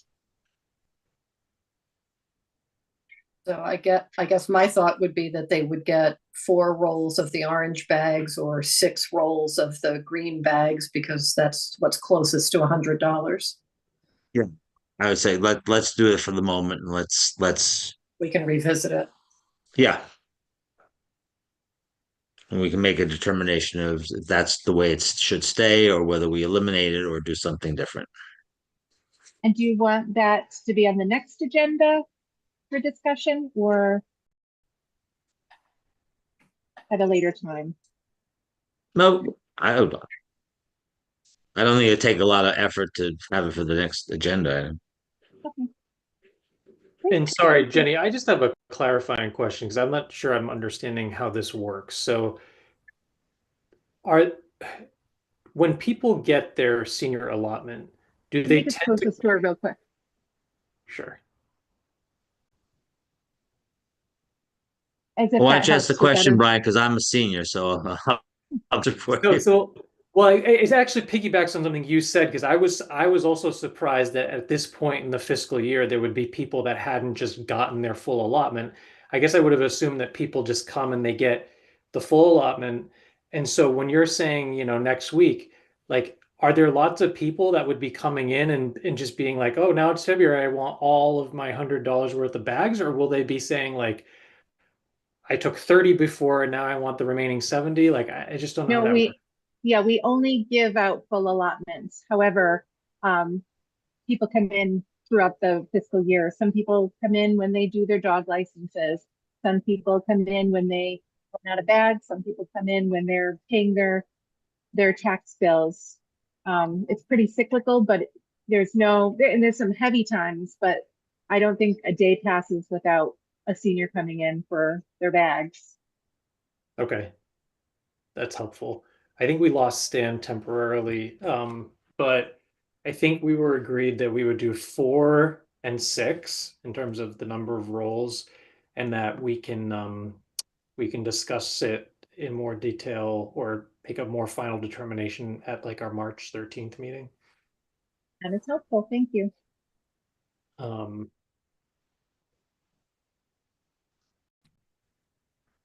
I would like to just send a quick text message to Stan to see whether he thinks he'll be able to rejoin.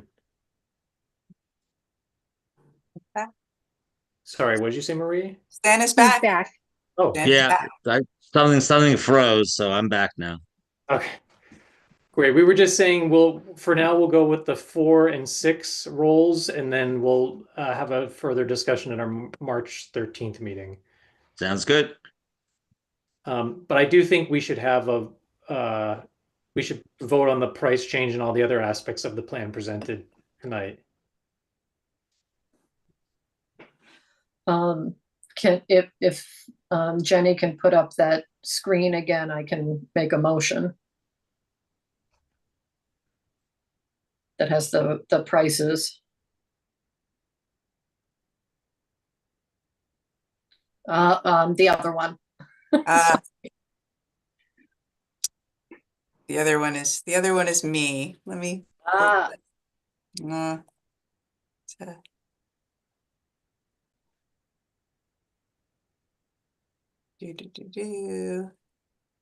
Last select board meeting 13th, final page.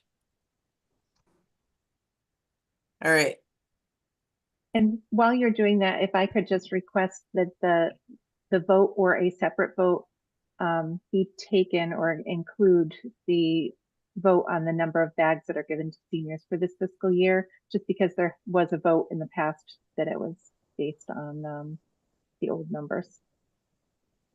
Okay, then I will make a motion that effective February 28th, 2025, we increase the price for the large trash bags to $5 each, and small bags to $3.25 each. And further, that we implement a sticker system effective July 1st, 2025, where the regular sticker price will be $100 per household and $60 per senior household. And further, that the senior bag program will immediately issue, Jenny, how many? 4 rolls of bags, of large bags, or 6 rolls of small bags to seniors for the balance of the fiscal year.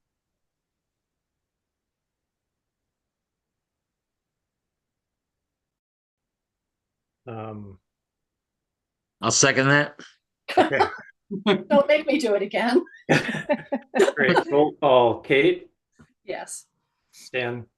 Yes. I'm also a yes. Okay. Thank you, Marie and Jenny. Next up, we have review and approval of a proposed proclamation policy for the town of Bolton. Thank you to, actually, Marie, do you want to just say a few words about where you found the model policy that was converted? Actually, let me say that all of the amazing credit for this goes to Jenny, who I'd found something from Sudbury. Jenny had found other policies and had taken a first draft so as to advance the board's agenda. So it is, if there's something wrong with it, it is entirely my fault. But truly, if you like it, it is all the groundwork that she has put into it. It's heavily borrowed from the community that I found that I liked. Thank you, Jenny. Kate, you look like you have something to say. Yeah, I was able to look over it yesterday, and I think it's a great first draft, but I do want to spend a little bit more time looking at it and maybe making some comments on it. Yeah, I just have some concerns over First Amendment issues and positions that the board might take, and I just need to give a little bit more thought to it. Because I do think it's something that impacts people in the town. So, but overall, I thought it was a great first draft, and I'm glad that we're going to have a proclamation policy. I think it makes a lot of sense. Stan, anything from you? I would agree with Kate. I think we need to spend a little time taking a look at it. Okay. Well, we can stay in touch, Jenny and Marie, about whether to just put this back on the March 13th or if we want a little bit more time. Okay, and then I have no select board report out. I don't know if anybody else does. Nope. I do not. And then thank you again to Jenny for implementing, I think, several of the proposed edits to the annual report for the select board. I don't know whether Stan or Kate had additional edits or comments that they wanted to incorporate. I made edits last week and sent them in, so I don't know if they got incorporated or not.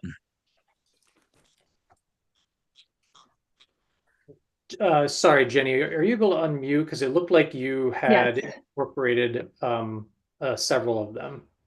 So I don't think I did. I didn't mean to if I did.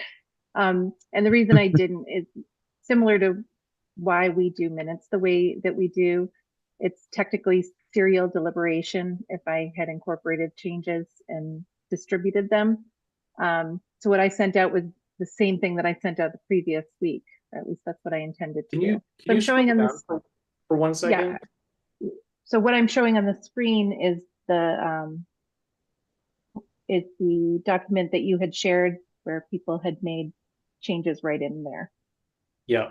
But sorry, scroll down on the document because there was one paragraph in particular that it looked like it had changed. Well, everything in purple are changes, but I didn't make these changes. No. I'm talking about the packet, the version that was in our packets tonight. When I read through it, I'm sorry. I Let me thought, go no, into don't it. worry about it. I'm just looking Okay. at this track changes thing to see where I thought that there had been a change made. Got it. Sorry. And when I carry this into Word, I will get rid of the highlighting. I just don't know how to do that in format. Okay. I mean, I'm comfortable with the first change in that paragraph. I don't know if anyone else is. I mean, I had some comments that weren't intended to be, I had questions like that parenthetical. It wasn't a suggested revision. It was just something that I wanted to try and talk about, because my concern with that is we've got the 1.983 million and the 1.605 million in a couple lines up, which, in my brain looks like $400,000, and then we're suddenly talking about 1.3 million. So I thought we could maybe clarify those numbers. Yep. So yeah, maybe I should have made it more clear. That's the reason why I said to make up the difference, comma, and to fund a handful of needed capital improvements, because basically that's what we did is we used about 400,000 to close the operating gap, and then the rest we applied to capital. But maybe there's a way of saying that more clearly.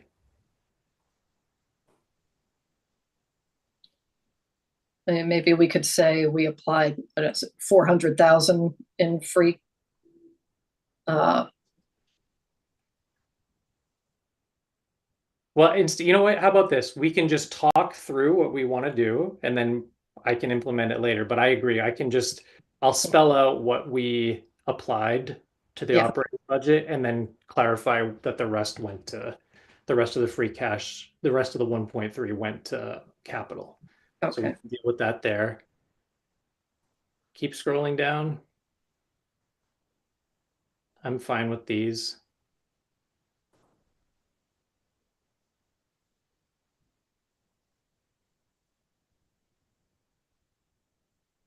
Okay.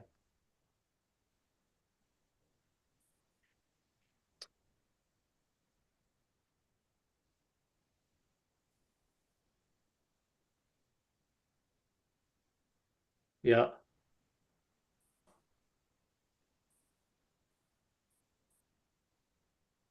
And then if I'm remembering, there was a comment that Kate had made about trying to add some description of our legal, and I kind of agree with Stan that we don't really want to go into detail there in this annual report. Yep, that's fine. Sorry, Jenny, can you yeah, there we go. Stan, sorry, just call out if your comments aren't being highlighted there, because I can't remember off the top of my head which ones were yours and which ones were Kate's. No, it looks fine. Okay. It's entirely possible that the copy that I included in the packet included Stan's changes and not Kate's. It's all right. I'm not offended, really. Don't worry about it. I think we could all be going a little crazy at this point. So what I could do is incorporate them all into a document on Monday, send it to Brian, and Brian, you can make any continued or additional changes. Just remind me though, Jenny, is there like if we give one final totally clean copy to the board for approval on the 13th, are we too late or is that fine? No, you're not too late. Okay, then let's do that. I'll make sure we do that. I know the girl that's pulling together the annual reports, and she'll wait. Okay. Okay. Oh, all right. Moving along, approving bills / payroll warrants W25-17 and W25-17A. I will make a motion to approve those payroll warrants. I'll second that. Okay, roll call. Stan, Yes. Kate, Yes. and I'm also a yes. And minutes, Jenny, remind me, I know we had the law committee ones. What do we? Need to double check because I don't remember at this time of night. If we have minutes.